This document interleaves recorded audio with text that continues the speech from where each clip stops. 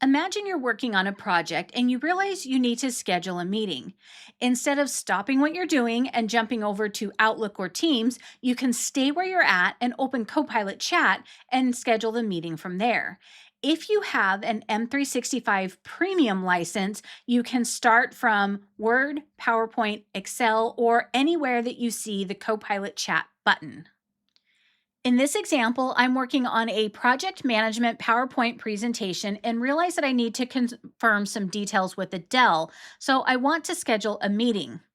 To get started, click the Copilot button on the far right side of the Home ribbon.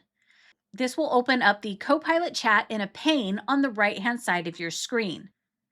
In the prompt box, ask Copilot to schedule a meeting and include details such as who is the meeting with, when it should happen, date and time, the duration of the meeting, the title, and any agenda items.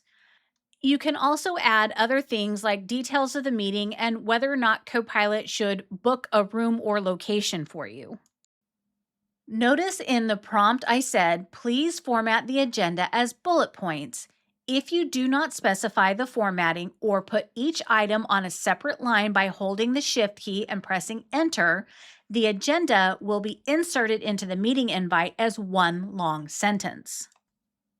When your prompt is ready, click the Send button. Copilot will take the information and check your calendar for any conflicts. If the attendees work for the same company, Copilot uses Schedule Assist in the background to make sure that they are available as well. After the prompt is done running, a preview will appear with the details. If everyone is free, you will be asked to confirm or cancel. Click Cancel if you want to make changes before sending the invite. Click Confirm if all the details in the preview are correct.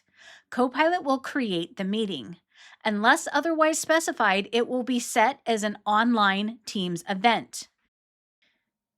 In this example, I am going to click Confirm so that Copilot can take all the details to create and send the meeting invite. When it's done, I will get a message verifying that everything worked correctly. If you need to make changes, it's possible to come back to the chat and keep working with the prompt. Creating a meeting in Copilot Chat is a good way to quickly set aside time and reduce context switching. However, in my workflow, if I want to make changes to the meeting invite, I typically do it in Outlook or Teams, especially if I want to use the Teams meeting agenda template that is supported by Loop.